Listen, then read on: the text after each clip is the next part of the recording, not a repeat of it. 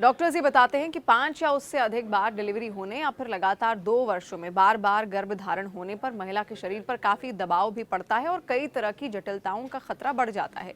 Doctors ये भी बताते हैं कि हर गर्भावस्था महिला के शरीर से खून, कैल्शियम, आयरन, विटामिन और ऊर्जा की बड़ी मात्रा ले लेती है। जब 2 डिलीवरी के बीच पर्याप्त समय नहीं मिलता तो शरीर को पूरी तरह से ठीक होने का मौका भी नहीं मिल पाता, जिससे एनीमिया, कमजोरी, हाई ब्लड प्रेशर, गर्भावधि, मधुमेह, ये तमाम बीमारियां समय से पहले डिलीवरी और लगातार थकान जैसी समस्याएं होने की संभावनाएं बढ़ जाती हैं।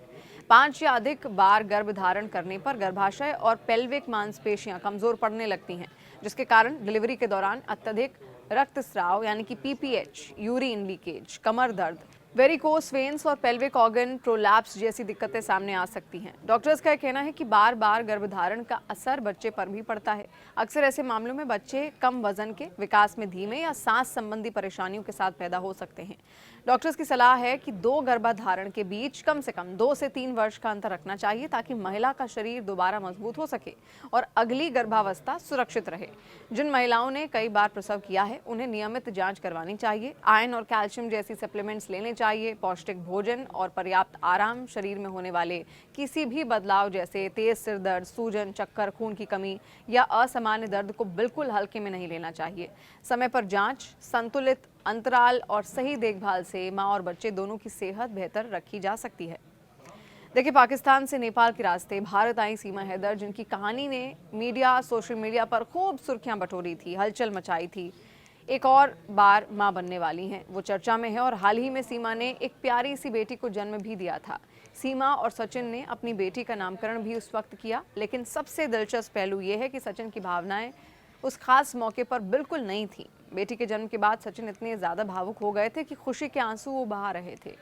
सीमा ने उस पल को साझा करते हुए कहा कि सचिन अक्सर पुरानी बातें याद करके ये कहते हैं कि उन्हें यकीन नहीं हो रहा कि कभी हम सिर्फ फ़ोन पर बात करते थे और अब हम दोनों के पास एक प्यारी सी बेटी है।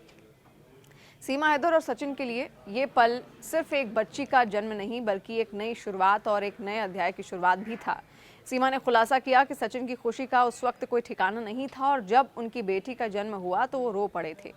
सचिन ने यह भी कहा कि उनके लिए ये एक सपने जैसा एहसास था। सीमा ने बताया कि उनके परिवार वाले भी इस खुशखबरी से बेहद खुश हैं और जब घर में नन्ही परी आई तो पूरा परिवार उल्लासित हो गया था।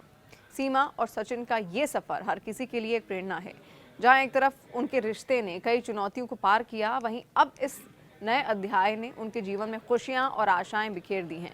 और ये खबर जो अब फिर से उन्होंने अपने YouTube चैनल पर साझा की है, जहां सीमा हैदर 6वीं बार प्रेग्नेंट हैं। सीमा हैदर ने हाल ही में एक इंटरव्यू में भी ये कहा था कि एक तरफ उनकी बेटी के जन्म के बाद से जहां उनके घर में खुशी का माहौल है, तो वहीं दूसरी तरफ उनका पूर्व पाकिस्तानी पति गुलाम हैदर लगातार उन्हें और उनके परिवार को जान से मारने की धमकी देता रहा है। इन धमकियों से तंग आकर सीमा ने पीएम मोदी और सीएम योगी आदित्यनाथ से भी उस वक्त सुरक्षा की गुहार लगाई थी।